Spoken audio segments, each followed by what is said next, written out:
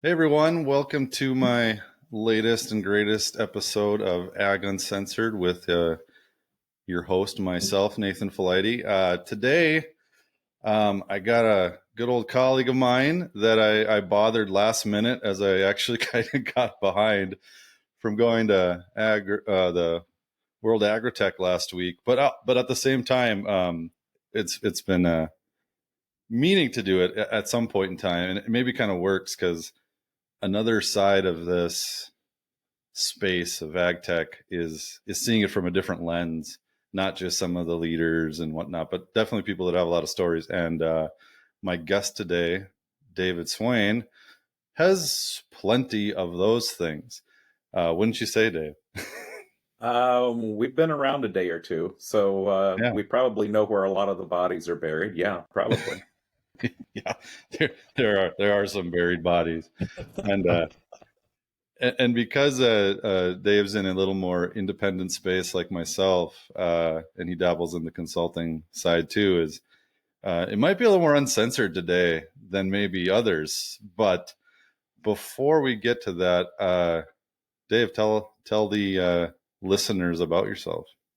Well, for those that don't know me, Dave Swain. I grew up on a family farm in southeast Indiana, and graduated with an ag econ degree. And when there was really no technology, internet, Al Gore invented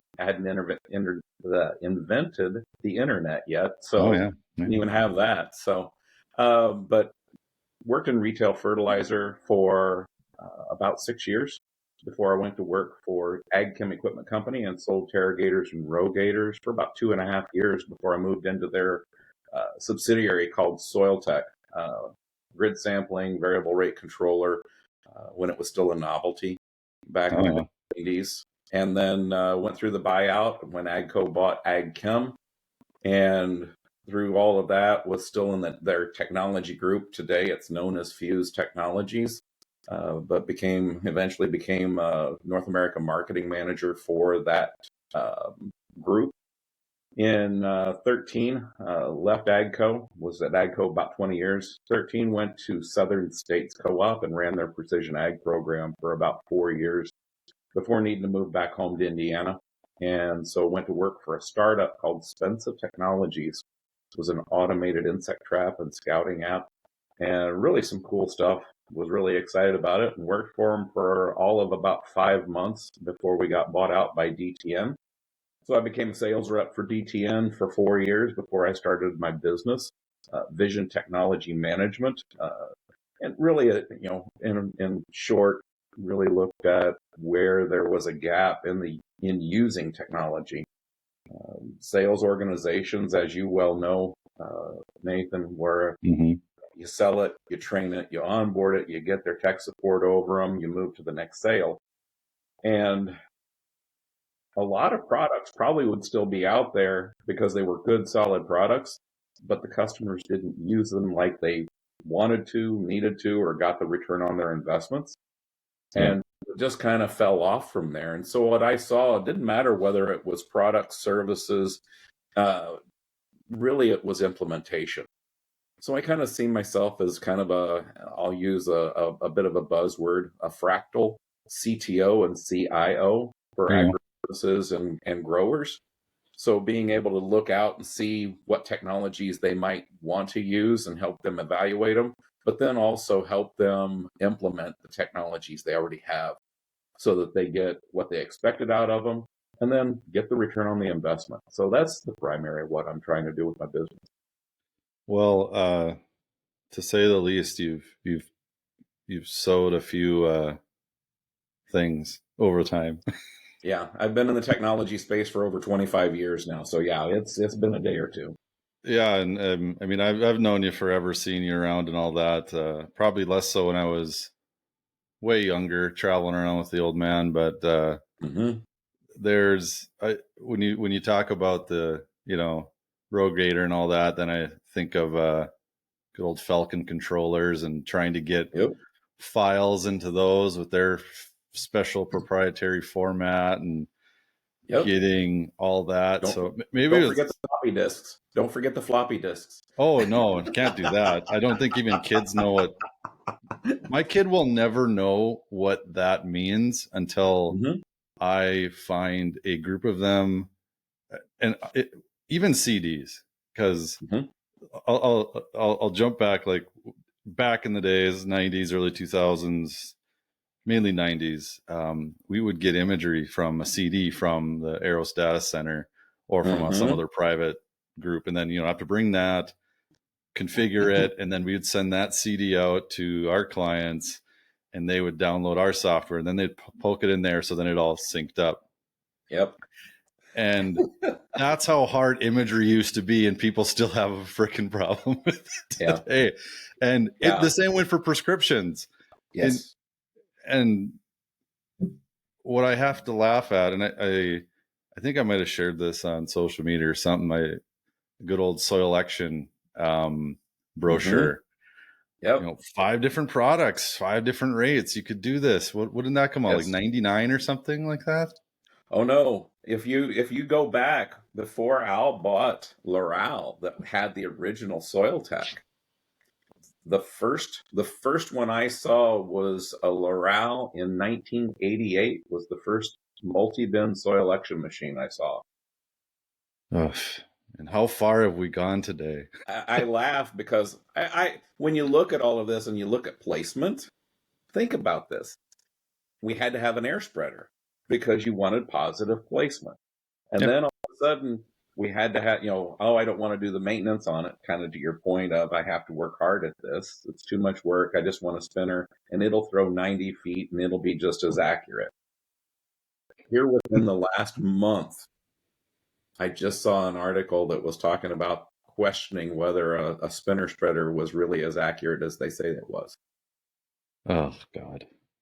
We were literally talking about this yesterday when you called me up on some stuff. Is we're just talking about the same shit Yeah. over and over in precision ag. Now everyone calls it ag tech. It was site specific farming and all this stuff. And from multi-bin, multi-rate stuff could be done in the 90s. Now, and the agronomic side of it is really not much different. Mm-hmm. The machines applying it, how they apply it, is actually not much different. Now, what's different now is getting data faster into the machines and more In and accurate. out. Yes. In and In out. and out. Yes. But what's like, everyone's talked about adoption issues in ag tech, and we've seen it. We've seen what's been possible since, to your point, the 80s and 90s. And these tools have been there, and some have been more progressive than others. Yet it still has very been just low use of doing it the same way. What's your theory on what's going on there? It can't be just people are. I mean, part of it is people don't want to try new things, and they like to do what they do. We're creatures of habit in farming. We're bad at that. Yep. But what else is going on?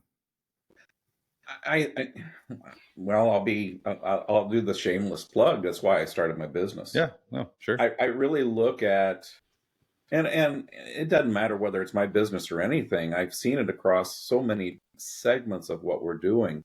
Of the salesman goes in. I mean, and I've been on both sides of the desk, the salesman and the customer.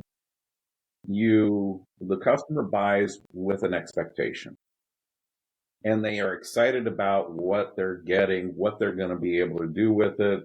They have obstacles they're going to overcome by those tools or services, whatever it is, and they make the purchase, and they're all excited about it.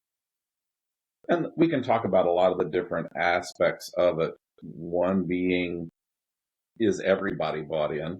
You get one or two people in an organization, they get excited and they know what they're going to do with it, but is everybody in on it? And more time. That's its own problem for sure. Yes. Yeah. But when you look at the true implementation of it, You play with it, you get used to it, you start knowing what you don't know about it. And as a book I read calls it, the whirlwind of the day hits. And all of a sudden, change is not the priority. Mm-hmm. The whirlwind, or some days it's a hurricane, hits. And I have to put out the fires of the day. I have to call this Yep. customer. I have to call this vendor. I have to call this salesman. I have to call this manager. I just want to get through the day. Yep. And that change loses its priority and keeps moving down the priority list until it becomes a non-issue anymore. And then they drop the product or they keep paying for something they don't use. Yeah. That's a good, in the nutshell, way.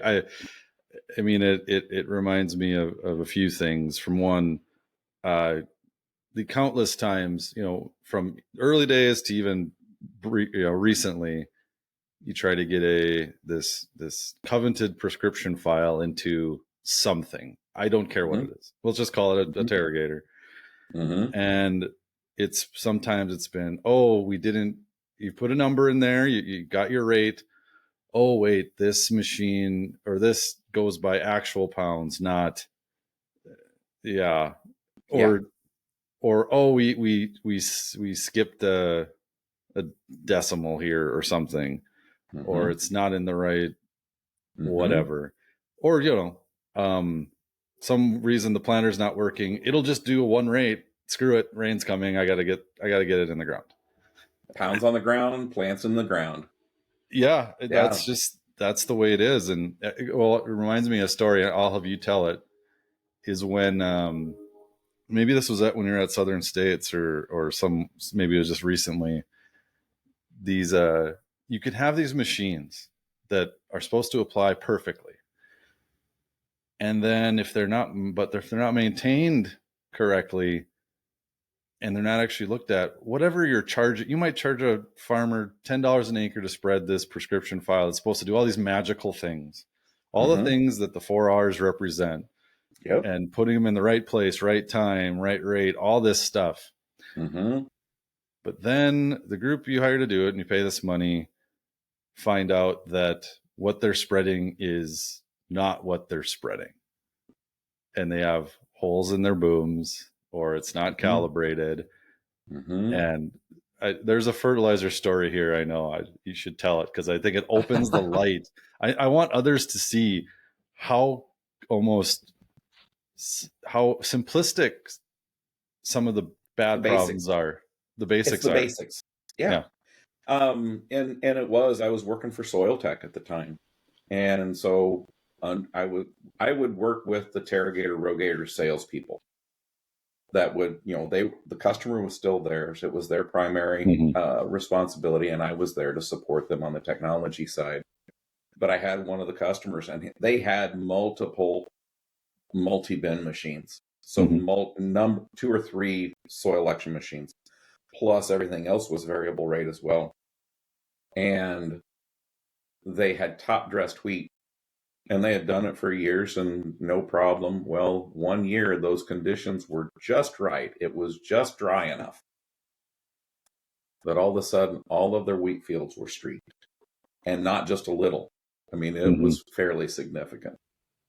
So they called me up, what's wrong? So we went out and looked at fields, and I said, okay, I think I know what the problem is. I said, tomorrow morning, because this was getting late, he said, tomorrow morning, I want every machine you have with about 200 pounds of potash and a slab of concrete. And the guy kind of looks at me like, what? And I said, 200 pounds of potash and a slab of concrete. What sort of tomfoolery is this? Exactly. Yeah. So we get there the next morning. They back the first machine up, put the booms out. And as they're putting the booms out, I start looking at them. Sure enough, I didn't even have to see it, but I needed them to see it. But all of those deflectors on that air machine had the grooves, and some of them even had holes out the ends of the deflectors. And it was, I mean, one of the service technicians that have taught me that you just throw some, potash out on the ground. It'll show you every skip and every Sure. overlap there ever was. And sure enough, I mean, you wouldn't believe the holes that thing had in it. Yeah. And they were like, what the heck? And I said, how long has it been since you changed the deflectors on this? I don't know. Yeah. And I'm like, okay, bring the next one. We swept up that batch of potash. The only one that didn't have a problem was the brand new one they had just bought right before the spring. Mm-hmm. And I said, there's your issue. You got to take care of the machine. Yeah. And it's those types of things where, and I don't care whether it's equipment maintenance, I don't care if it's the agronomics, solid soil sampling. When it all Mm-hmm. comes down to it, if we aren't taking, I mean, I had a guy that worked for me at Southern States brought me back to this reality. He goes, Dave, I love the direction. I love the vision you have for the program. He said, but you know what? If we don't do the basics well, none of this makes any difference. No, I think I made a last time we talked, besides yesterday, is a couple of months ago. I wrote a post and I linked you as like, and that's what we were talking about, getting down to basics. And, you know, even sometimes, from the imagery standpoint that I've, grown up around, especially when all the drone stuff came out, Mm-hmm. and then aerial stuff kind of popped up. It's like, oh, we can see down to this plant, we can do all these things. And I would ask them, I was like, well, what are you going to do with it? And, some Mm-hmm. would say, well, we'll count the plants. It's like, okay, fine. If you're getting Whatever. stand counts, great. Yeah. And even then it's like, okay, by the charge and all that, and time you fly it, you could have just had a guy walk out there and get the stand count, Yeah. but I get to it, to some scalability things in certain test environments, whatnot. So I'll give that one a pass, but it'd be like, well, we can now create variable rate maps from it. I'm like, yeah, I could have done that for doing it since the mid 90s. Mm-hmm. It's like, oh yeah, a couple, 3, 4, 5, 6 zones, whatever. Go soil test them. It's like, yeah, we'll be more accurate doing it. And I was like, oh, okay. Let me see one of your prescriptions that you've made.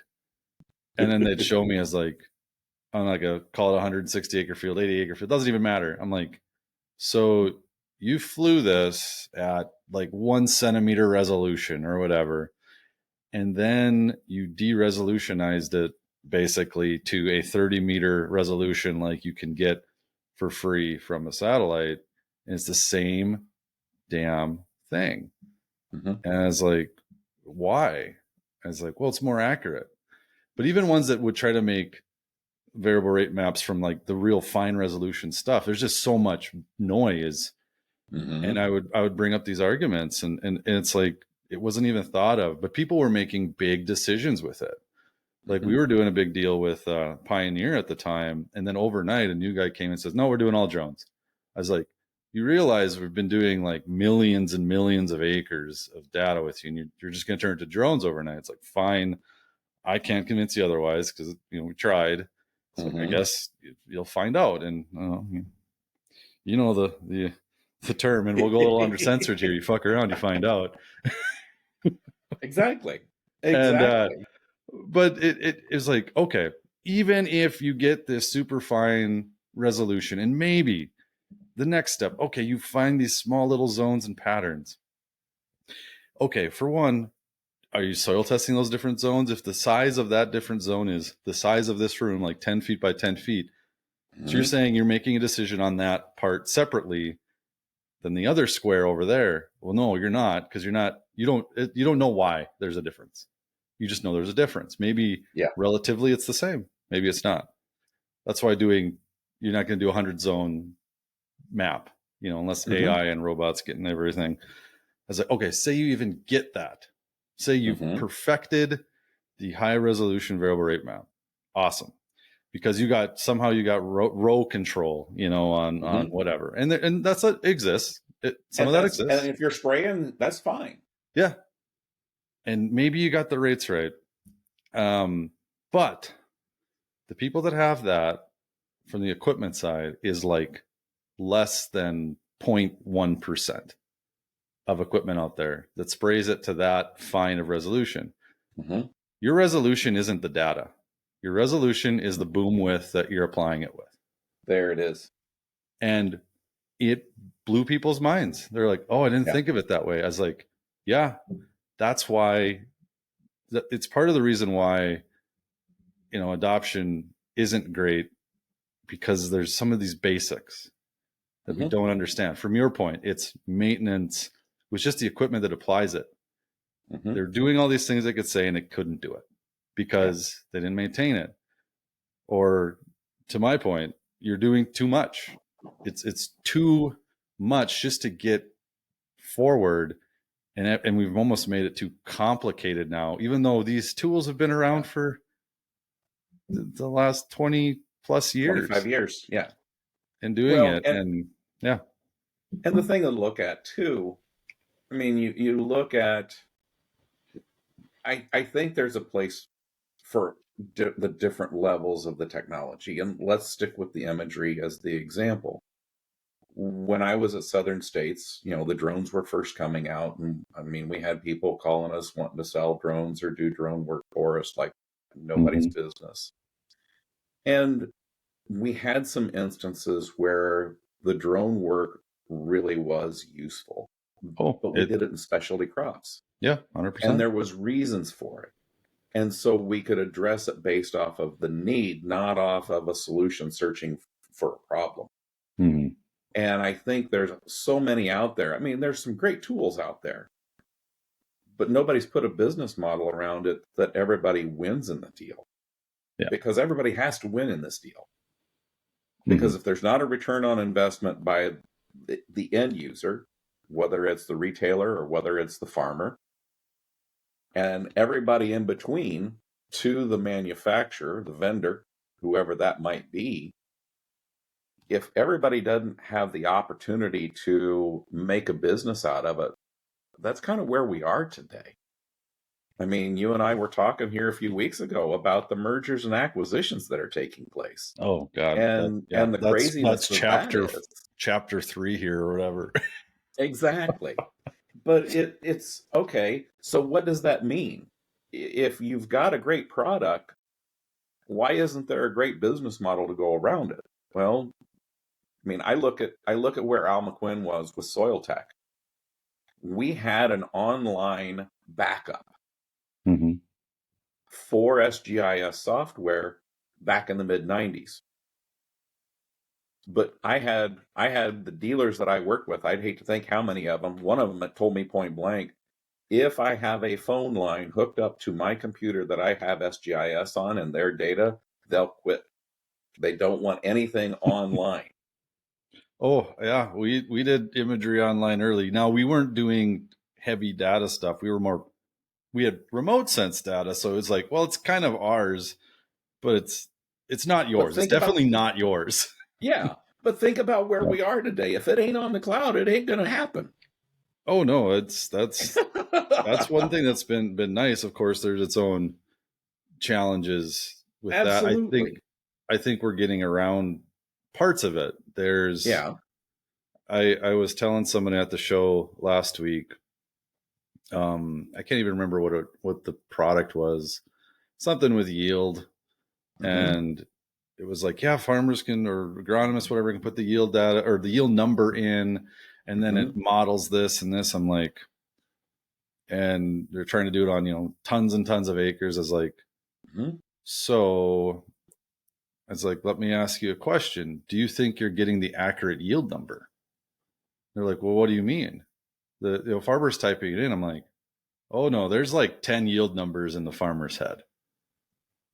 And it's the one he wants people to know. It's the real one. And the real one sometimes isn't even the one he reports. Now, sometimes it is, like through crop insurance. But there's a crop insurance yield number.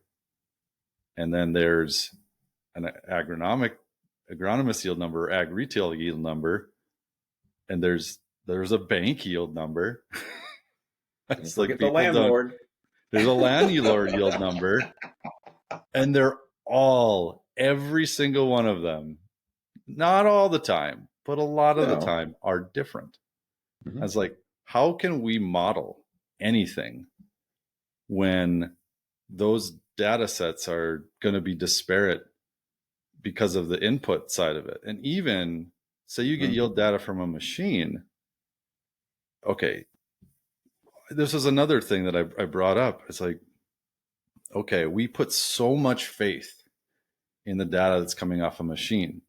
Well, I've custom combine for people and worked and Mhm. just filled in sitting in a combine for a friend. And even all the newer machines have kind of a yield monitor built in, and they see the number on the cab and they're like, oh, geez, this is getting, 110 bushel wheat right here. Oh my God. I'm like, okay, yeah, that's just that Mhm. area. We get it. And you want to take a little picture and send it to your friends, like, fine. Yep. It's like, yeah. And you're never going to send the picture of like, oh yeah, this is the shit area of 20 bushel wheat, like, Yeah. or 10. Exactly. And so, okay, we get that. But even that 110 number probably isn't right, because then I'd ask them, do you calibrate any of your machines, and maybe multiple machines? Oh no, that number's probably good enough. I'm like, I mean, it might be okay, but you also farm 5 different crops, and wheat works different than barley, which was we were harvesting, and then we get to canola next, and that's different. But in that's the other problem in the mindset of a lot of farmers. That number is real to them, Yeah. and it changes their perceived number. And then when they use the grain scales, if they do that, or their elevator tickets, those are more of the real numbers, but those are the Yep. only numbers they keep.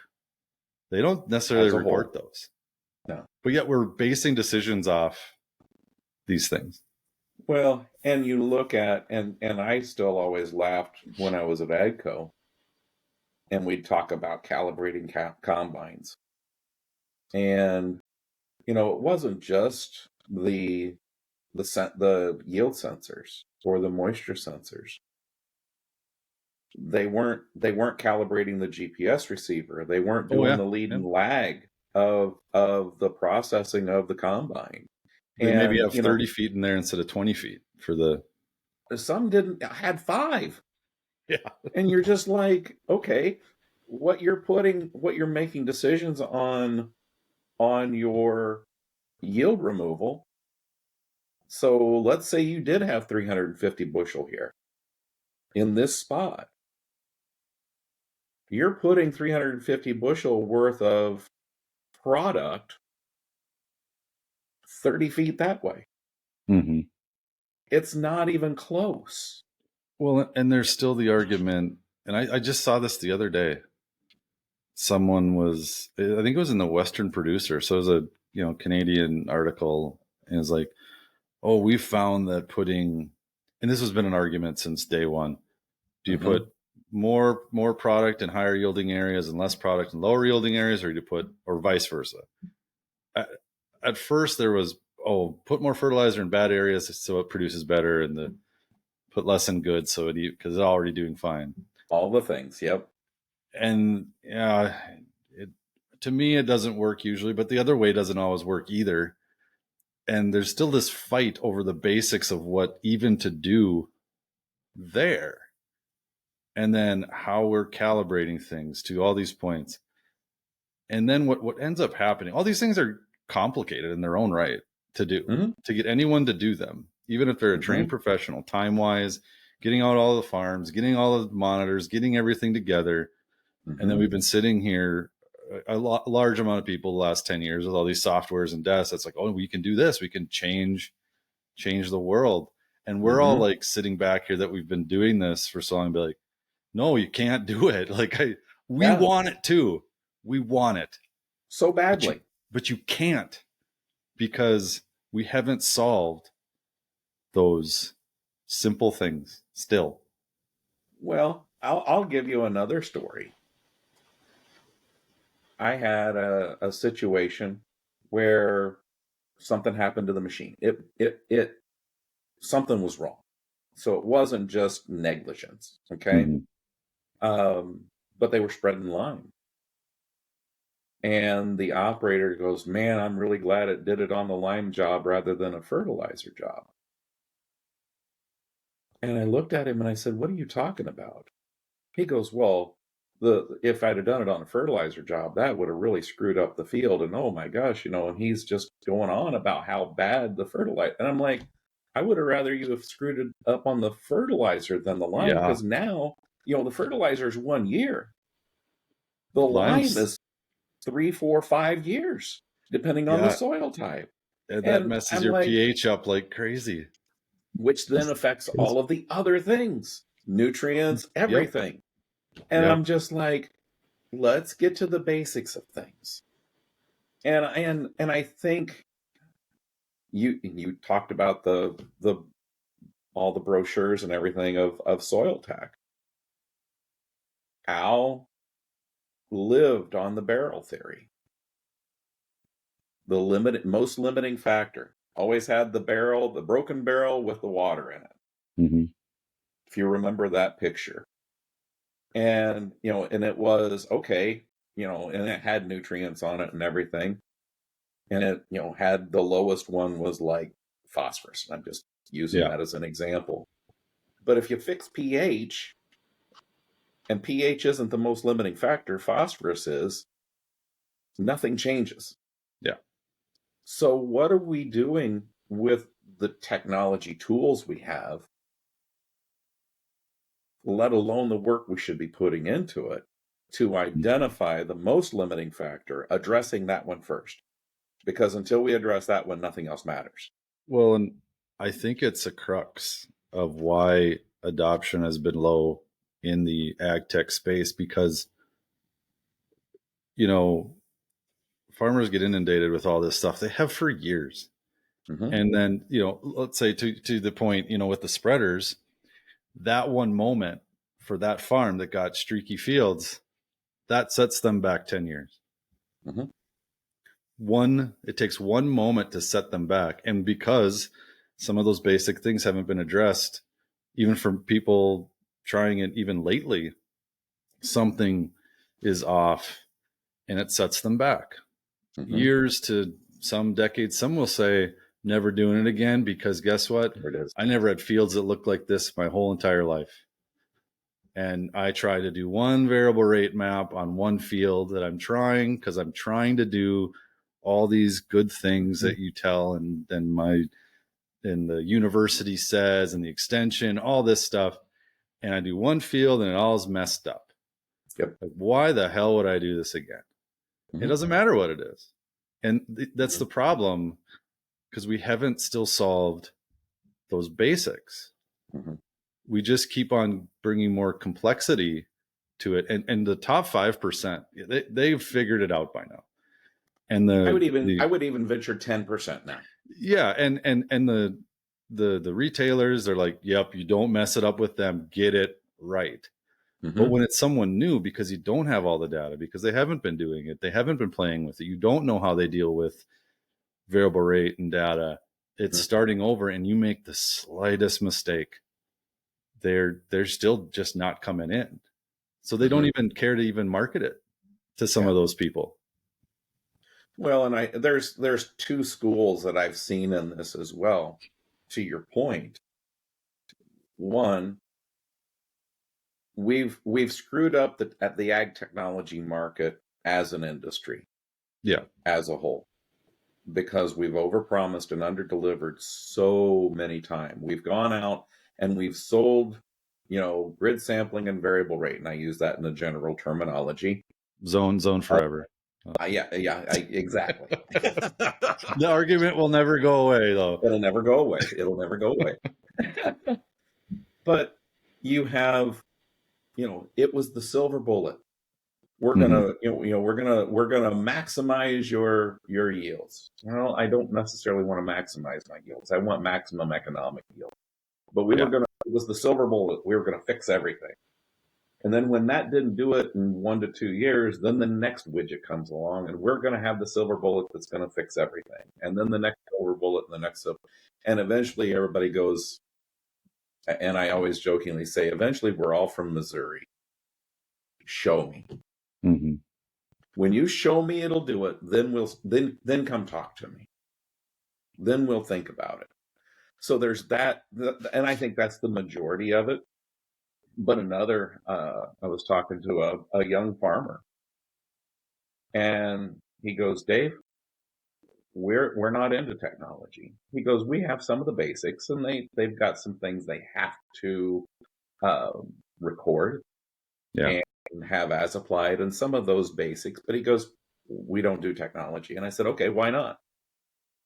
And he goes, way back when, my dad went to one of those precision ag meetings. And he and a friend of his were sitting there and listening to it and, taking it in and everything. Mm-hmm. He said, Dad's buddy at the end of it leaned over and he goes, man, you could get overwhelmed by this pretty easily. And he goes, my dad came home and he goes, you're right. We could get overwhelmed by this pretty easily. So we're just not going to worry about it. That's like half of everybody. And to your point, the complexity and the layers of stuff, Mm-hmm. all of the different technologies, all of the silver bullets have become so complex and so confusing that they're just like, you know what? Just let me grow a crop of corn. Let me grow a crop of wheat, a crop of cotton. Yeah. Care.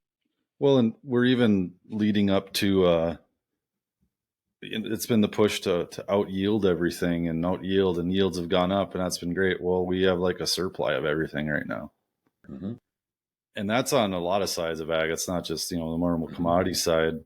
Mm-hmm. And, it's like the feed the world mantra has been, I think it's slowly turning to like, oh no, we can do that. That's not the problem. And I think others are seeing it's like, oh yeah, there's a shit ton of land in Africa and South America and everywhere. Actually, there's plenty of arable land. Yeah. But in a sense, it's like, okay, maybe don't open that up, and maybe we can just kind of do better what we have and keep the status quo. But even to the points of to your story with that farmer, there's another end to it too that I've almost been feeling this more. If I ever farmed again, like, God, I don't even know if I'd want to do all this crap, because you start making these changes unless you really start off good and really understand your base well, like your real base zones. Because I'm a zone guy, so I'm not getting into grids, but your base areas of your fields, and you really understand your topography, your soil types, your just general how weather affects that. And if you do change the rates, and then you're still trying to see the results, and imagery, good point of this. Well, you're changing results. So then how you view how you change the results ends up changing how you future change the results. It kind of, it stair steps on itself. And agronomically, I never hear anyone talking about it, because it just makes it, every stair step is more complex. Like, I put 110 pounds here. For years there was 100 pounds on it every year. Oh, but here I only put 50. And now I see how that's affected it. Oh God, is that right? Now I got to sit more time spending on that one zone in that one field, because I've changed its normal trajectory, or put a different variety on it now. Oh, that changed everything. And we talk about all the varieties. Like, in some sense, I think a lot of guys are just like, the industry as a whole incrementally brings me up 3% every year. Everything's consistent. How I grow it, that's about all I can handle. I'm like, and I don't fault them for that. I honestly can't. And what I look at too, in what I'm doing when I work with clients to evaluate things that they should be doing. And I was talking with a couple of guys, in fact, that they're seeing all of the things that are happening, all the things that are available, and they're interested in finding out about it. They're like, Dave, how do I keep up? How do I keep up with this? And I'm like, well, you have a business to run, because don't forget, they have a crop to grow. They have fields to scout. I mean, they work. They have to market it. What are they doing for their marketing? What are they doing for maintenance? We talked about maintenance earlier. all of the things that a farming operation or a retail operation is doing for their day job. Yeah. And then we throw in the ag technology, and it's moving faster than I ever imagined it would. I mean, my gosh, you Well, can't. That's what I do every day. it's jumped from this new thing or this new acquisition happens every so many years to there's a new one every month or week. There's a new biological every day. 1,200. Last I heard was 1,200 companies. So, well, if you listen to my last one with Kip Pendleton, he said it's like 2,700. oh, it's grown worldwide. Then. Oh my gosh. Worldwide. Yeah. Oh, okay. Yeah. The U.S. though, was yeah. America. Yeah. North America Yeah. was 1,200 was what I read. And I think he was saying, I can't remember. It's in the transcript, I suppose. Three a day or 3 a week. I think it was 3 a day right now. That's a lot. It's way too many things. Oh yeah. Well, and how much of it's duplication, and we all know that. But here's the other thing that I think, and I don't know if it's so much in the biologicals as it has been in, say, the precision ag technology side of things. How much venture capital money comes into that and props some of that up. Oh yeah. Think about the drones and going to the technology shows, oh God, 10 years ago, there was 10, 15, 20 drone companies at a 75, 80 exhibitor show. Yeah, I want to say InfoAg in 14 or 15, there was easily 20 out of 80. Yeah. And some of these were like, they were local shops. They're like, oh, we're exactly. We're in Iowa or whatever. We'll just drive down for the day. Well, there was one here in Indiana that the guy started his own drone company because he was allergic to corn. He's a farmer. So he needed to have a drone to scout his fields because he couldn't go into the fields. Wild. And so you have that type of thing, but you get all, and I made a bet with a guy that I worked with at the time.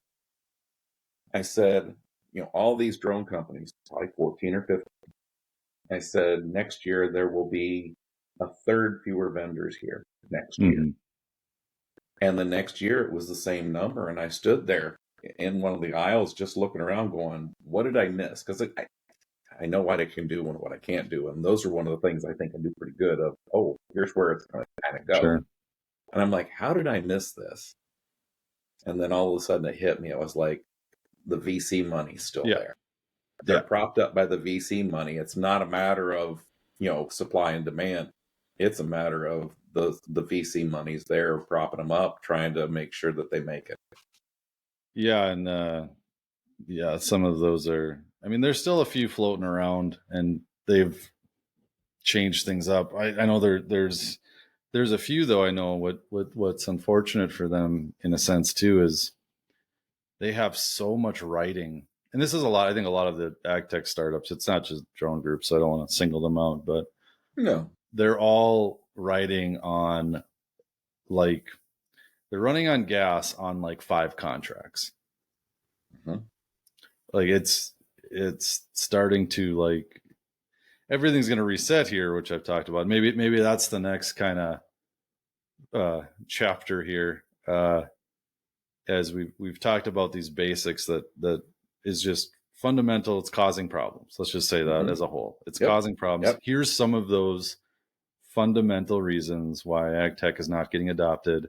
And a lot of them are just kind of out of control. They're human nature problems. They're throughout the board. There's nothing overnight that can solve any of them. It just doesn't exist. It's a slow grind. And then we have here all these businesses coming into it. And now there's been a lot the last 10 years, and you've been involved with some of them directly. I have. We've seen it from the inside and the outside and from in between. And now there's a lot of, I was at the conference last week, which was great and everything, but there was, the tone has, I'd say some have started to lock down a little harder. Like, we cannot rely on investment. We actually have to sell our product, and which is good to see, because that actually wasn't, it was kind of happening, but not enough. Oh no, not even near enough. Fear didn't set in right early on, because I grew up in our company. We didn't get like some big investment thing. It's not saying we didn't get a help here and there and things like that, but not like, oh, here's $10 million and go figure it out. I had it figured out, I feel, or I would have got to the point where I would have known exactly where to ask for the most money possible and got out, which some did. Maybe they saw the writing on the wall and they're propped up, but they're like, oh, how did we get this much for it? Let's just try to go out in the night. But here's the thing to go along with that, and I saw this even when I was in retail fertilizer. You live and die by the big deals. Oh yeah. About it is you get the big account, and you're like, yeah, I got it. I mean, every salesman wants to make that home run sale and just really knock it out of the park. 100%. But when you lose that account for whatever reason, it's a big loss. And so a lot of these companies that get those big contracts, that props them up. And if they don't want, if they're propping them up, so you better do what they want. And then if at some point in time you don't do what they want, or, something happens, a glitch, a glitch on April 15th happens on a data management product, and you can't get the maps out to the field, and now you've lost that account. Now those multi-million-dollar prop-ups are gone. Yeah. Whoops. Yeah. There's ones that are close to that. And I know that feeling of losing, that big thing that props you up. And then, you have to fight through instead of that one deal, they were like, oh, I got that. And it's like, oh shit, now I got to do like 50 of these things. There it is. And I got to call like not 10 people. I got to call like 200 people or whatever. And that's hard. That's just hard to do. Absolutely. And you make the deals. I mean, my wife's an accountant, and her favorite job is collections. And she and I talk on a very regular basis, even before I had my own business. And you hear this in a lot of the businesses on top of that. But when you have an account that doesn't pay, and all of the work that has to go into getting them to pay, if you ever pay. But here's the thing to look at. Okay, let's say that was a $50,000. Getting another $50,000 deal doesn't take care of that one. No. I really need a $75,000 or $100,000 deal to replace that. Yeah. To offset what I've lost. Yeah, and there's the other opposite dirty secret that I and many others have dealt with, unfortunately, many times. The people that don't pay on time, who are the worst, are actually not like small companies. They're mega corporate companies. They're horrible. Just, and I think there's going to be some of that happening here in this kind of transition, because I actually know what's happening. For some is that, they might still have their big contract, but just getting that last check. New guy in accounting, new guy in, we messed up the PO, we messed up the whatever. We're on holiday. And by the time where you thought you'd usually get your check, it's 6 months later, and you're like, I ran out of money 3 months ago. And there's that too. And sometimes it's, we're not going to pay because we're almost just kind of waiting for them to kind of die out so we don't have to pay. There it is. Oh, that's a fun one. Those are fun calls to have with people that can't do crap for you until you fight your way till it's like, get this damn thing paid. Yeah. Oh my God. And the navigation of that, or the games that they play against that, really get tiresome after a while. And that to me sours me from wanting that big deal. Yeah, no, you can get a check faster from a farmer or a small business. It's nothing. And all the tools these days, it's in seconds. Yes. But large organizations, they want to play the game. They have to play the game. Yeah. Because they also have probably like 10 employees that's all they do. And anyways, that's a whole different subject in itself, which is sour throughout the years. And other people are sour. Another colleague of mine was like, we waited 9 freaking months from the largest input provider in the world on a check. Multi-billion dollar company. 9 months. And he's like, we barely had an operating note because we're a tech company. No one was going to give us an operating note for that. Yeah. And their VC run money was, or some of their investment money, which is okay. It wasn't enough to fill the gap. Exactly. And just those things. So to all those large corporates out there maybe listening, just get your damn bills paid on time that you contract. You're hurting people too, but they are hurting people in that sense. And so that's my gripe I'll throw at them, because you've lived it. And I've worked with a corporate group and had to hear back that call.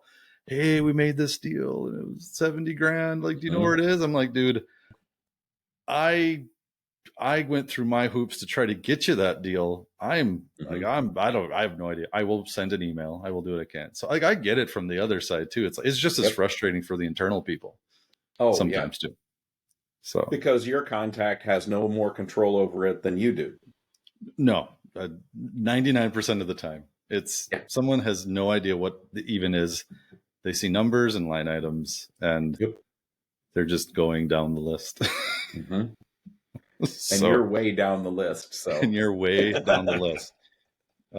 Yes, because payroll is top, and then I got to pay their insurance bill, and then I got to pay the office, and I got to pay the servers or whatever, Yep, all the stuff. Anyways, but still, to kind of maybe to some of these, especially the larger companies out there that have integrated all this technology too. I've said this recently more as well, is they're kind of good there right now. They don't care to bring in much more. Like it wasn't, 10 years ago it was like, hey, let's cycle through everybody, find our core allies. Maybe we invest in them, maybe we buy them.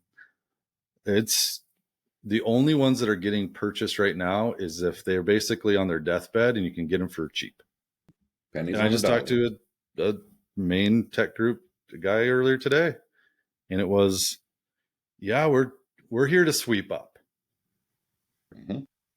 And we just want some of the core tech from it. Maybe we can do something with it and some of the core people.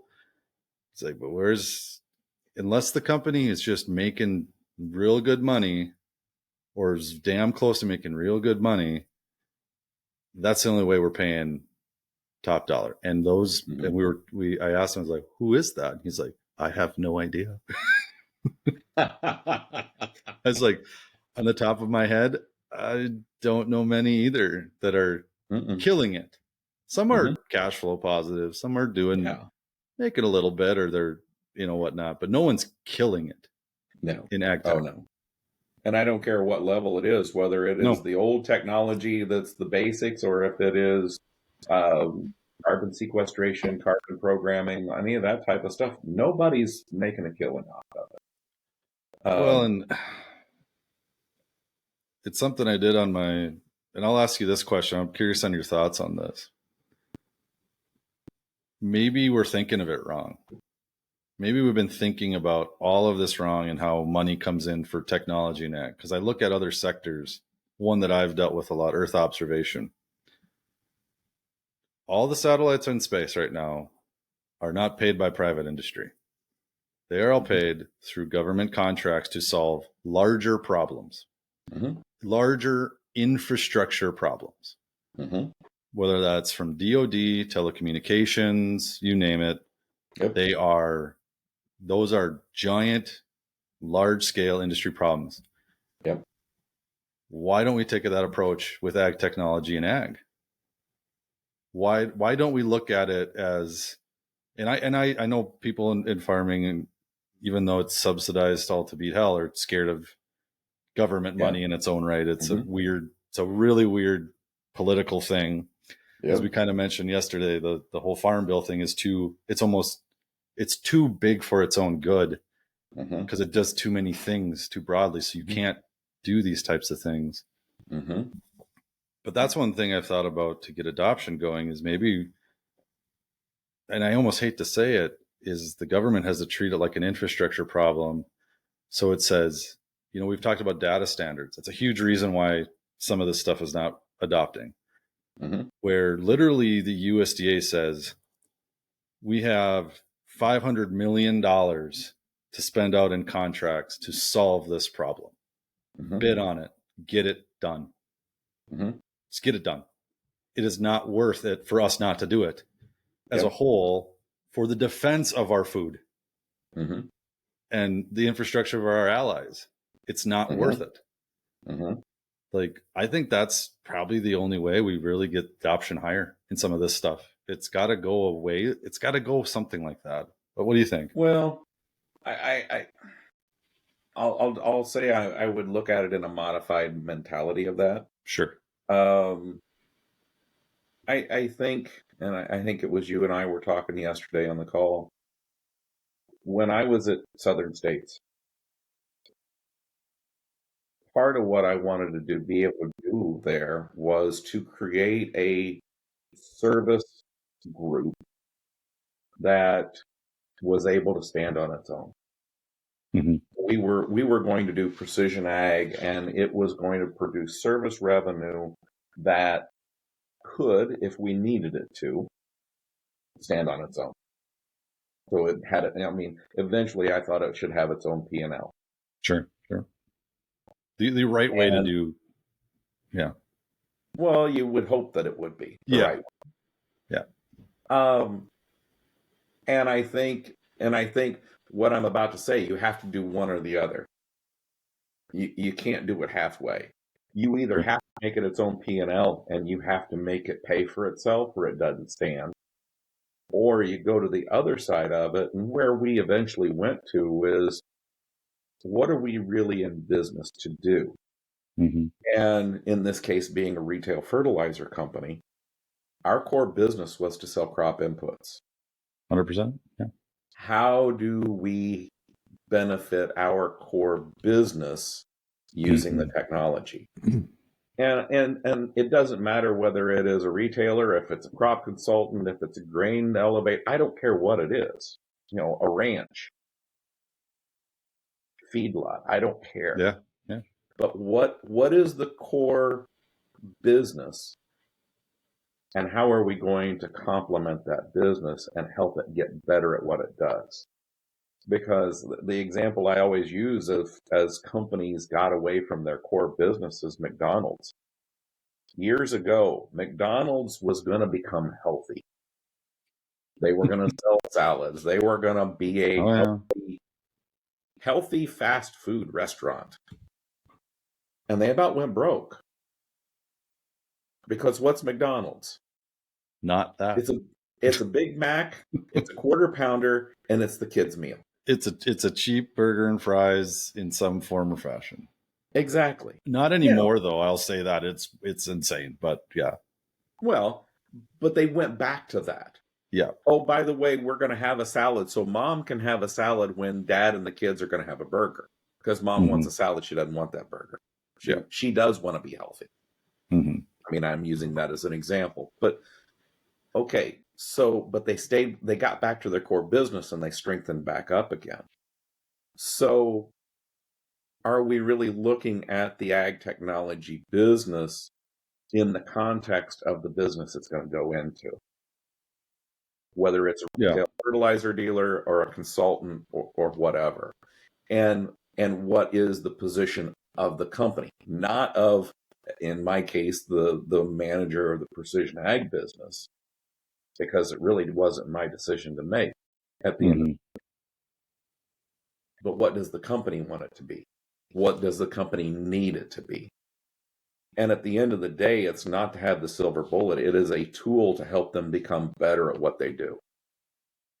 So with that, I mean, and so my perspective is, I 100%, no, it makes sense, and others have been doing that.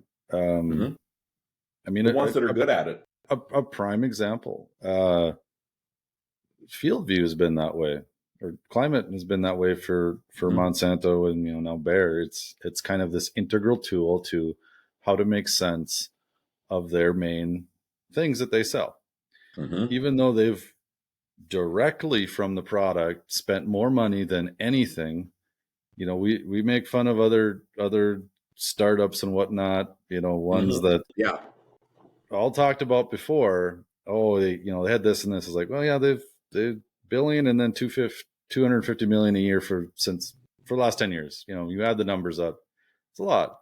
It's expensive. Then again, does it help their other side? Yes, because it clearly does. Of course, the counter argument to that is, and this is what sucks, is unless you kind of won that game early on the AgTech side, or you have that positioning from a software that has those core things that are working, say, within an ag retailer that also does the other things. They're the ERP system, but they're also the work order system. They're also the somewhat data. Yeah, they're like 20 things in one. And those things are pretty sticky. But then all these small groups have came in, and I can use Imagery as a great example, because naturally people brought that in, and we were kind of standalone in that. And then all of a sudden, from being us having one competitor, we have like 100 competitors overnight. And I get why people implemented it in. I get why people gave it away for free. And I get why Field View for a while was free and others were free. It became this, well, it's part of our larger subset of business.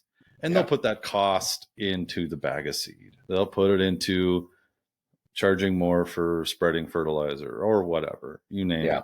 There's always they're always going to offset that cost. But then for the smaller groups, it's like, in the farmer's eyes, what that has done is then kind of, it's like destroyed the value prop of it. It's like, well, it's just part of what my seed company does for me. It's just part of what my ag retail company. But then it becomes, there's not as much focus on that. And getting back to what we were talking in the beginning is, because it's just part of it, you can lose your focus on making it work the way it needs to work so that it actually works. But maybe overall, through the last 30 years of this all, we've gone through these different segments of it. The latest was, let's bring it up and maybe try to get P&L, or maybe that's the next stage. I don't know. The early side was that let's get this going, make money off of it.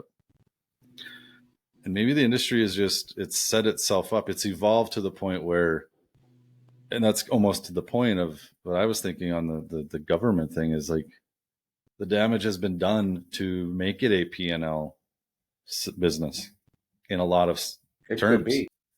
It's maybe just too late because of what's happened in the last 10 years, because money and through acquisitions and really propped it up to say, to your point, for the ag retail, it's like, this is just part of it now.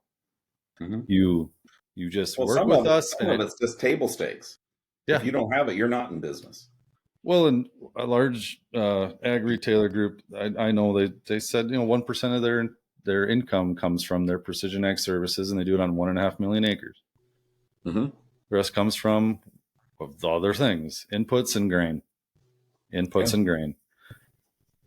And it's there to appease their top 5-10%, and that they're happy more or less with that. It'll slowly expand as needed, or it won't at all. Well, it keeps those top 5 to 10% sticky to them. Yeah. And so here's a question to you then. I mean, there's a lot of new players in this. And some of it's, I'll call it retread. Some of the people have bought, have started and sold and started and sold and started and sold multiple businesses. Yeah. And hey, Props, That's big time. capitalism for you. Got Go ahead. something that's worth. If you've got something worth buying and you can sell it, more power to you. But here's the question: at what point in time do some of these start looking back at what you and I and your dad and so many others have done and learn from history, or actually come to the people that know? Because I've worked for companies that start to go down a path and I'm like, we've been there before and it didn't work. And and they didn't say it this way, but I'll be a lot more blunt about how it was, what was really said. Well, you did it wrong. We're going to do it the right way this time. Mm-hmm. And so they don't want to listen to experience and wisdom in how to bring the technology into an operation, how to bring technology into the industry, and put a business model behind it to what we were just talking about. So how do we get the industry to look at that and really take advantage of something like that? Well, I guess the simplest answer is they pay people like me and you, Dave, to help them in our own little consulting endeavors, I guess.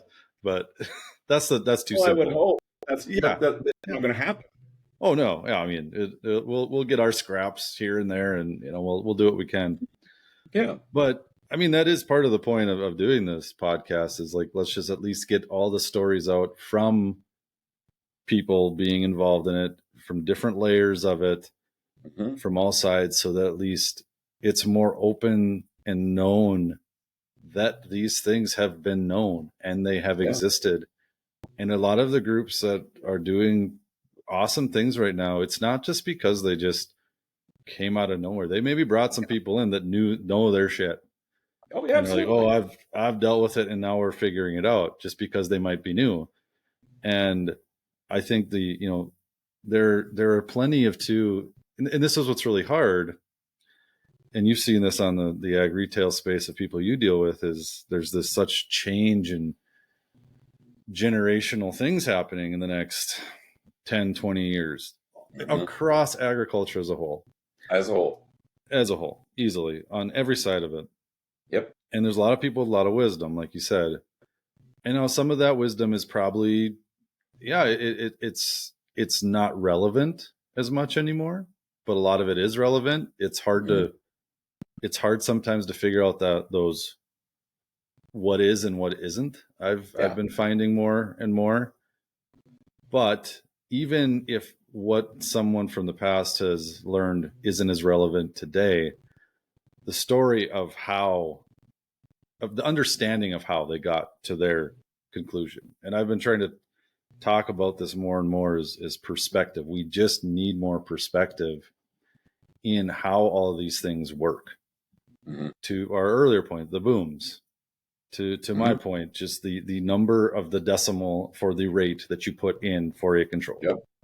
The perspective of understanding why those things are hard, while those things are not as hard today, but they can be too. Yep. Because so much in the tech side, I've seen at least, is we've perceived too many problems in ag, when actually, because adoption is the way it is, it's been more, no, we don't need those things. We are assuming we need certain things.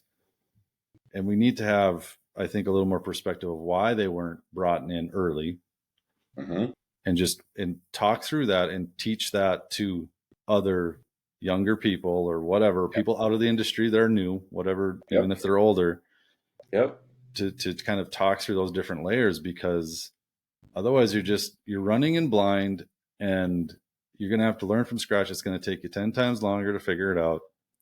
And we just need to put our ears to the ground and listen a little more and be a little more curious on why, the USDA put these latest precision ag adoption numbers out. Like, why are they still this way? Yeah. instead of just saying, well, this company didn't sell this right, which sometimes is true, sometimes it's not, or why this, all these things, like there needs to be a little more curiosity, even from investors, from the government, from different agencies, universities, corporates. It was maybe too much to go through recently. Now they have to kind of hunker and listen. Well, and I think I went to a meeting, and it's a consortium, and it was really interesting because I got invited to it, and other than a couple of the speakers, I was the only industry person there, and it was really rather interesting. And I didn't have to travel for it. I drove 15 miles to the Purdue farm to go to this meeting. So, 15 miles wasn't too bad of a commute for You it. get out of the house. Yeah. But everybody else was either academia or governmental agencies. And the biggest governmental agency that was there was the HSA, Homeland Security. And it was really interesting that they were actually, or at least seemed to actually want to listen to industry. I mean, in fact, to the point of, I had a couple of the agency people, they're like, I need to talk to you. And I'm thinking Homeland Security, okay, what did I do wrong? That first thought. Yeah. Yeah, 100%. But especially one, it was after the event was over. And we sat there for probably an hour and a half after the event was over. And they're like, how do we get industry to help us? And it's one of those things where I don't know if it's a miscommunication or what the situation was, but I think that we've been at such odds to some of these things. Oh, yeah. Yeah. That we have quit listening, and we need to take a step back and start listening again, because whether it is within our industry or communicating outside our industry, it's a pet peeve of mine with the biologicals. We were talking about that earlier. When people start talking about, well, we need to start using the biologicals and reducing the use of synthetic fertilizers. Yeah. And I'm like, where does potash come from? Exactly. And eventually they're like, well, they mine it out of the ground. I said, so what's synthetic about that? And they're like, and I'm like, I said, refer to it as commercial fertilizer, because that's really what it is. It's not synthetic, though. Are there synthetics out? Absolutely. But don't call something that's truly organic a synthetic. Yeah. Because it comes out of the ground.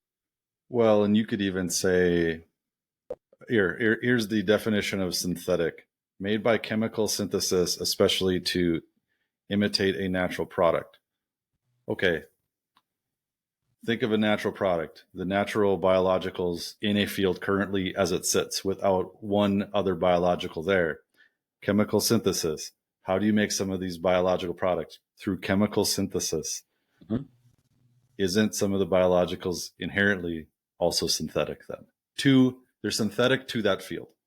To that field, yes.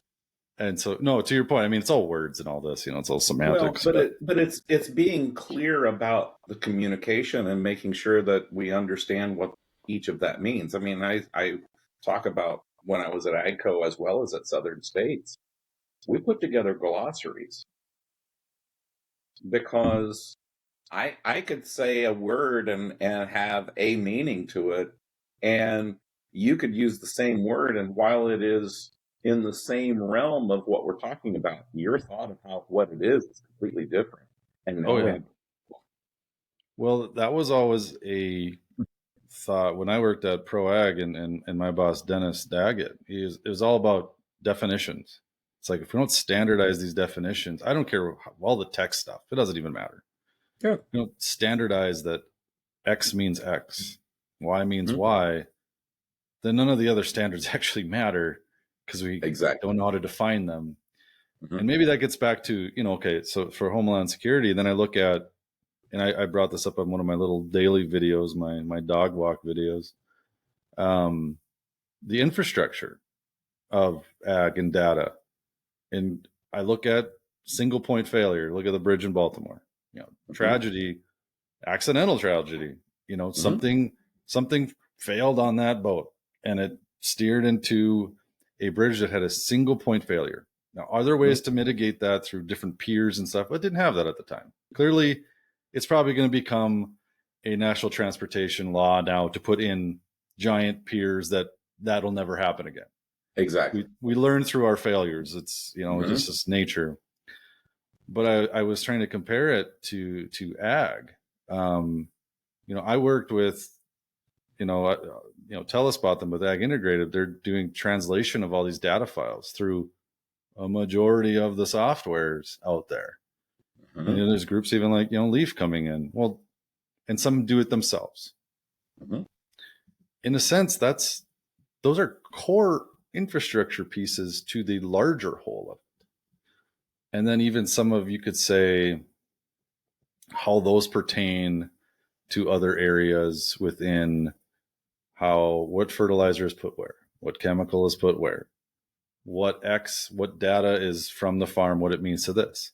Mm-hmm. And probably to the point of the Homeland Security is like, well, yeah, that infrastructure point gets hacked or changed, markets can change, distribution can change, much like that bridge falling down is taking out a whole distribution point in the northeast corridor of the country. Mm-hmm. Like, we need to, that's kind of to my point of maybe the government doing some of those larger scale things, maybe the standardization, these infrastructure pieces, not everything though. So I don't want people to get that, but that's, we need, but does that give organizations like the Ag Equipment AEM and Ag Gateway, you got an equipment side and you got a data side. Mm-hmm. Isn't that where we ought to, as an industry, I'm not saying put all the focus, but isn't that where they're trying to standardize these types of things? So why don't we have, as an industry, even leave the government out of it? The industry should be looking and saying, this isn't just a consortium and a collaboration. This is where we ought to be going as an industry, and now we're going to adhere to it. So I think there's a yes and no to that from my perspective. And it comes down to my experience in crop insurance, something that was ground into me and I could see it directly. It's still not utilized to its full extent. No. And last week I brought this up to someone too. So we're talking about adoption, incentives for people to do this, from the data standpoint. As an industry, yes, we should come together and do these standards. We should harden our infrastructure 100%. It should be done by us first. Mm-hmm. I have a hard time seeing it happen because of the competitive nature of it. How there should have been one. I mean, even Microsoft and Apple, the two largest damn companies on earth, even decided, hey, we should probably work together. When has CNH and John Deere ever done that? And AGCO. Well, look at the only reason, I mean, and I use this as an example, but you look at the latest announcement with Deere, Kinsey, and Ag Leader. Well, the only reason those three are working together is to take care of a lawsuit. Yeah. Or plan for a, as we were talking yesterday, plan for a future, call it. Exactly. I wouldn't even call it a merger. It's acquisition. Call it what you will. Again, as we said earlier, words, they do mean something.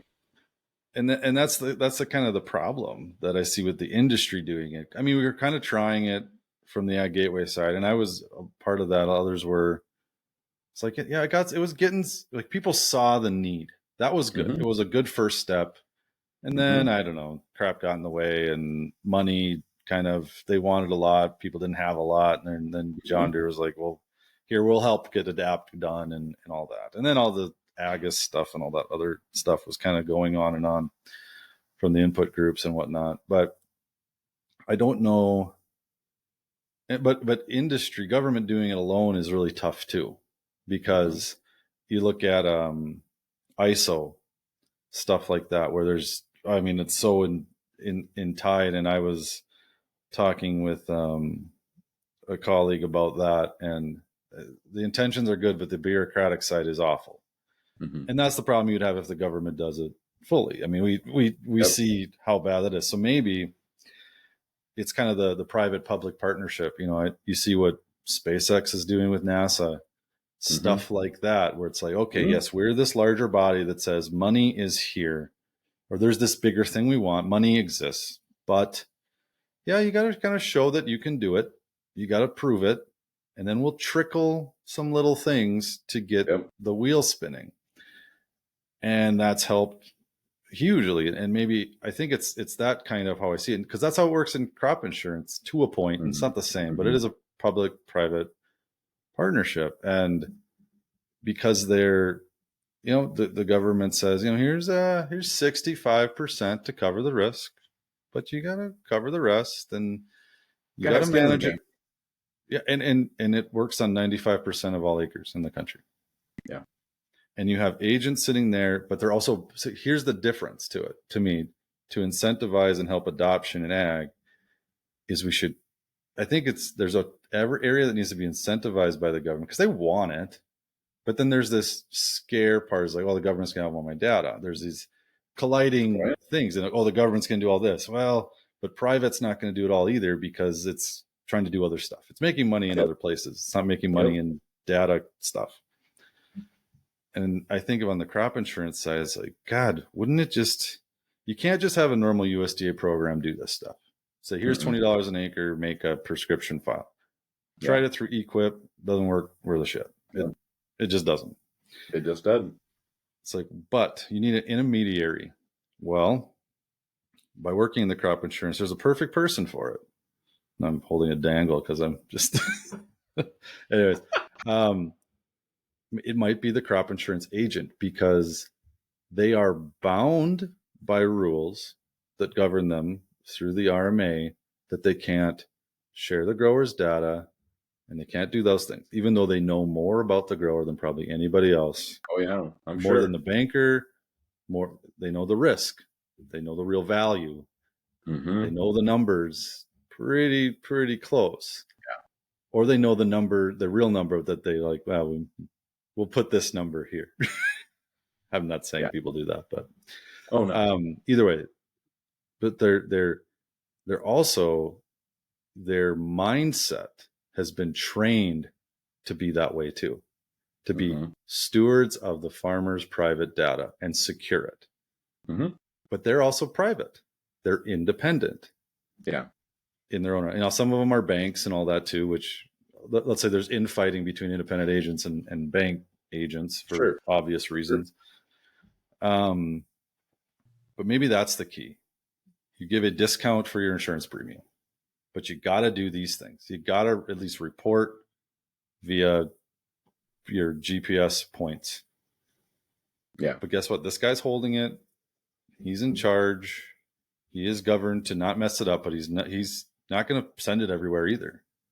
Yeah. Like, well, and I think to that point, you're talking about the data and ownership of the data, and really control of the data is even more important than even ownership. Yeah. I think the other biggest fear in today's world, why we're not getting some adoption, at least at the grower level, is, and I think there's some truth to it as well as just some initial fear, is someone's making money off of my data except for me. Yeah. And it can be to those other points. They might pay for the equipment to make it. They pay someone to probably turn it into something, but then they don't see it's still not providing value to them, because it's hard to see ROI in any of this stuff. But it's still their data, but no one knows what to do with it too. Yeah. Well, and that's the problem. And the problem is a lot of times people don't understand there's data. And there's a lot of data. There's tons. But guess what? Data doesn't mean anything until it's processed and made into some kind of consumable information. No, most of it's worthless to most. And the example I use, when I was out east, I was out with one of the guys in the field, and we were at a farmer's place, and they were like, "Did you guys get my yield information off of my monitor?" And I looked at him and I said, "No." He goes, "I thought you were going to get my yield information off of my monitor." And I said, I got your yield data off of your yield monitor. I don't have any information yet. He kind of looked at me like, "What are you talking about?" I said, we have to process it to turn the data into usable information, because right now it's just a bunch of numbers. It doesn't mean anything to you yet. Yeah. And I think a lot of people don't understand that. What are the questions we should be asking of the data? And what is the correct way to ask the questions of the data to get the information that we need? Well, AI is going to solve it all, AI is going to solve it. Well, they keep saying that, but I was also talking to a friend of mine here. He's in a retailer, and he goes, "Yeah, I was watching some webinar on AI and everything." He goes, "So I thought I'd try it out." And I forget what crop. Oh, it was sorghum. I wanted to know if I could apply this product to sorghum. Now, understand, the product is labeled for sorghum. Mm-hmm. And the AI said, no, you cannot use it on there.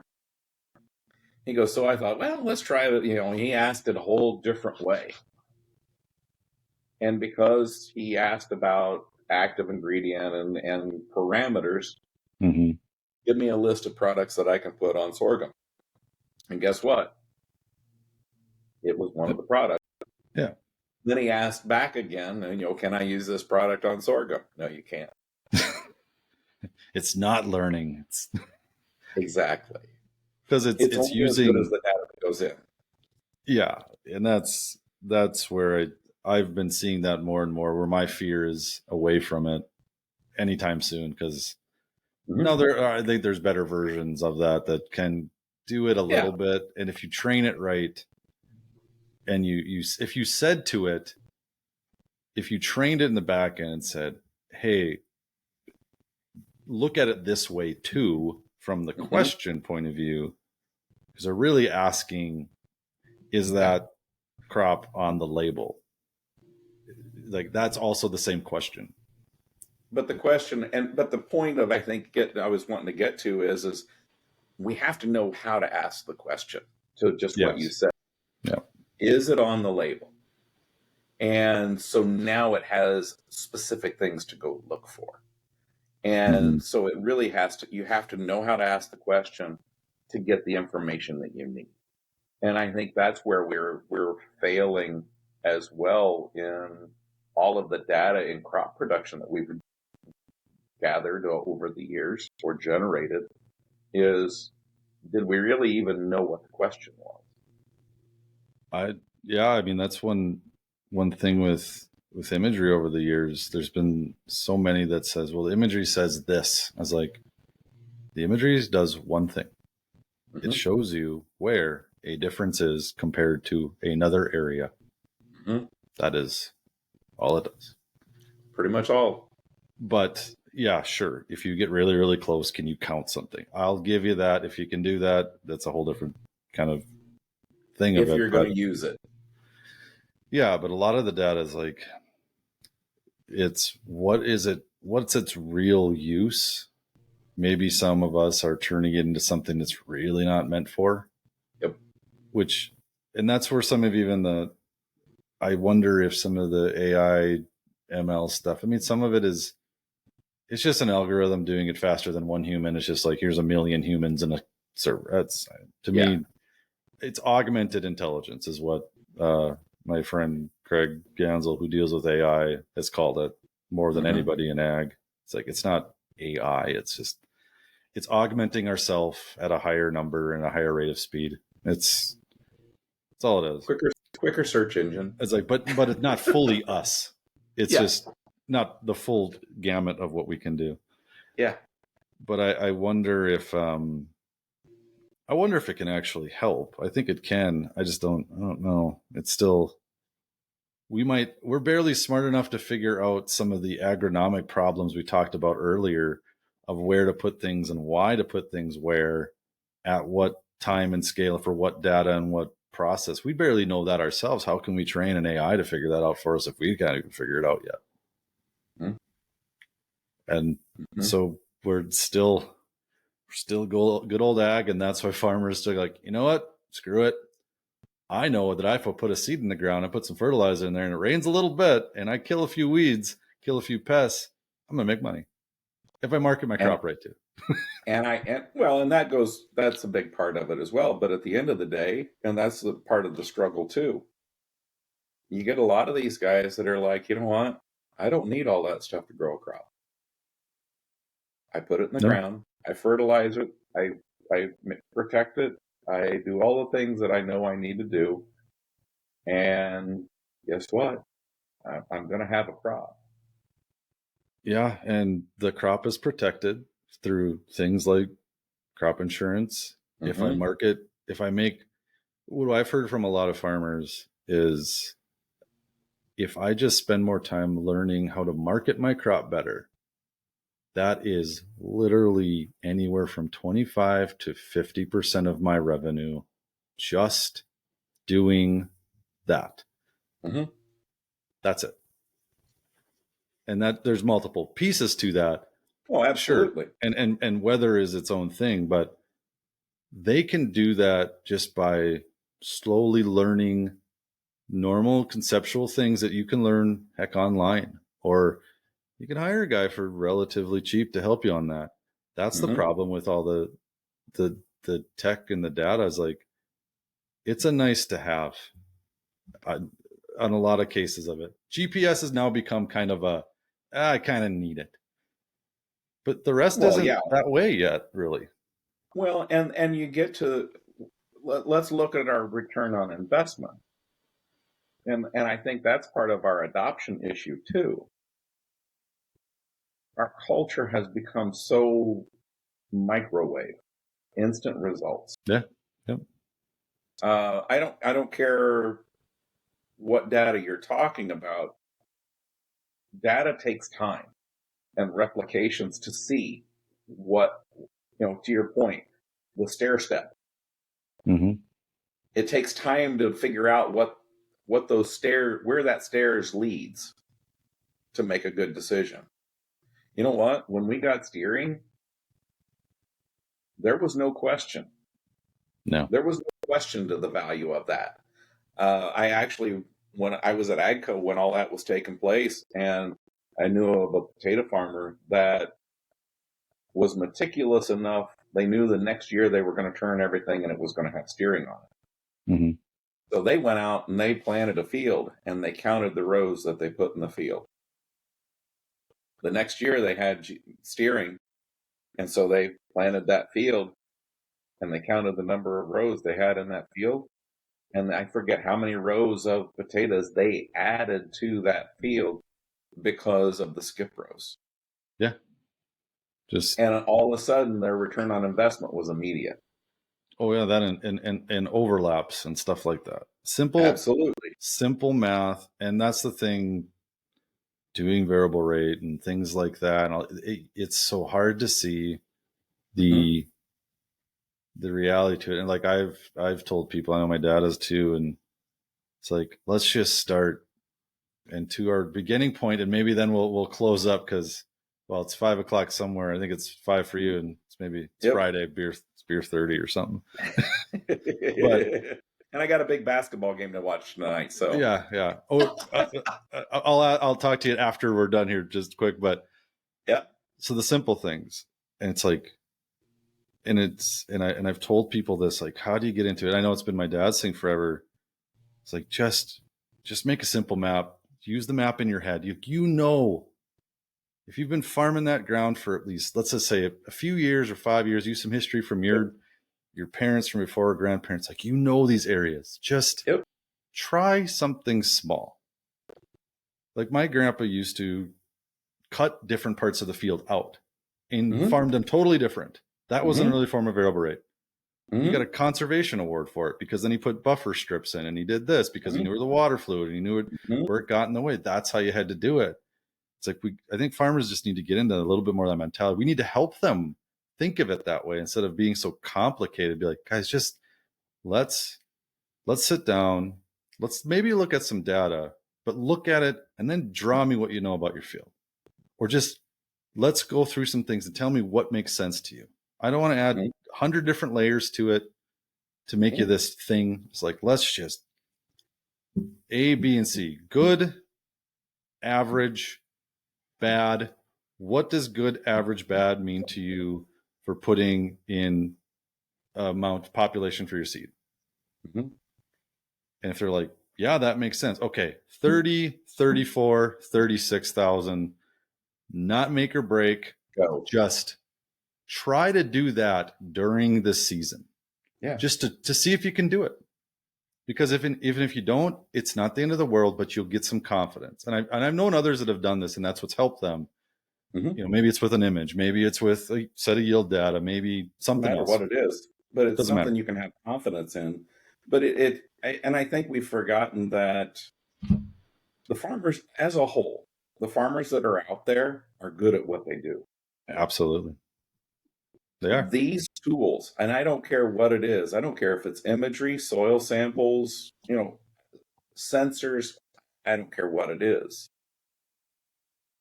They aren't to make bad farmers good because they won't. No, It's some trying marketing to likes help. to do that from time to time. Yes, exactly. Yeah, but at the end of the day, these are tools to help somebody become better at what they do. It's not leaps and bounds, it's incremental. And you know, you talk about that, you know, drawing the picture. I mean, I always use growing up on the family farm. We had a bunch of small fields back in the 70s before it was get big or go home. You know, we had 20-acre fields, 30-acre fields, 10-acre fields, and Dad cut them up. Kind of to your point, yeah, you know what? They needed to be managed differently. they do. And so, guess what? We now have the technology to manage those little fields in a big field efficiency. It's really all it is. And maybe the problem has been, though, but since it's been combined, we don't see it. And that's exactly it right there. Because when you look, because seeing is believing in ag, and when you see a map on a computer and you think of farming, you're just like, I don't want to deal with that. But if you see it when you're in the field, and I've seen it, I've done it. If you have a little switch on the side where you can just lower it and up it, people will actually do it. I think and some controllers used to be that way. They're not that way anymore. I think we need to get back to a little dial. Everything needs a dial on it. Speed and pressure isn't always a bad thing. No. Well, no. But here's something that I always, we were talking to a farmer when I was out east about automatic row shutoffs. And we didn't even sell them. We were just talking to the guy about the advantages of, you know what? You ought to be looking at this, because getting rid of that lattice work at the end of the field, I mean, all of that is just becomes weeds anyway, because it's competing against itself. Yeah. And this old farmer looked at me, and my boss was there with me. He goes, can't do that. Said, why not? He said, that's usually my best yielding part of the field. And it threw me for a second. I'm just like, how do I respond to this? And then all of a sudden I was like, well, you have a bigger problem. And he goes, what's that? And I said, if that is the best part of your field, your best yields, that means your populations aren't where they should be. Yeah. And he kind of looked at me and he was like, what? And he was planting like 24,000. I said, oh, geez. Move it up to 28, maybe even 30. To your point, change it just a little bit. Yeah. What happens? Change it just a little bit. See what happens. It doesn't have to be wholesale change.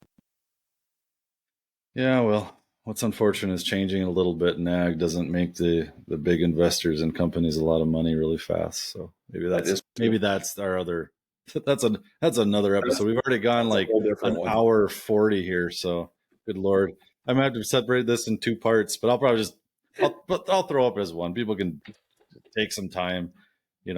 Lord of the Rings is a long book. People still read it. Exactly. Sorry, I shouldn't compare myself to that. But anyways, before we go, I guess, Dave, for any people that want to find you, what's the best way to find you? Well, give me a call, 765-701-0493. That's 765-701-0493, excuse me. Or email at dave.swain, S as in Sam, WAIN as in Nancy, at Vision Tech, TECH, Management, MGMT.com. That's also my website, and I have a contact page there as well. So would love to talk with you if you need anything. And like I said, the buzzword of fractal, CTO, CIO, helping you find the technologies you need, but also helping you make use of the ones you already have. Yeah. Well, and you also got a little podcast too, right? Yes, sir. Vision Tech Perspectives. In fact, I just posted, I'm going to be posting one on Monday as well. We're going to release another episode. I do them about twice a month. And Vision Tech Perspectives is on most of the platforms. So Spotify, Google, iHeart, I set up all those things, and it's like, does it actually go out to all of them? I think it does. It does. About the only two that you have to do separately are YouTube and Rumble, and they're out there too. Yeah. Well, people can find you. If they can't, I guess they can talk to me, and then I'll say, here he is. So I got you've got my phone number too. So yeah. I'll solicit you to all the people that call me that I don't want. I was like, just talk to this number. This is my new cell phone number, Mr. Person from Nigeria that wants to sell me some sort of thing. I don't know. Sorry. But the irony of that is this fall I'm going to Nigeria because that's where my son-in-law is from. So that's right. Yeah. That's right. So win-win. That's win-win. That's right. Well, anyways, that's funny. Thanks for having you on, and a lot to cycle through, but I hope it gets some people thinking, and it should. That was kind of, it's a little different than the other one. It's like, let's just talk about the core craziness, simple things. And I mean, I think that's the overall message.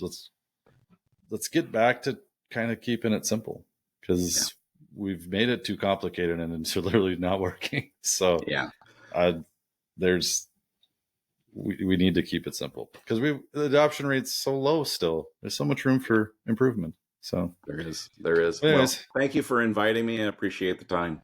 Yeah, you too. And that's the latest for this week's Ag Uncensored podcast, and we'll see you later. Thanks, everyone.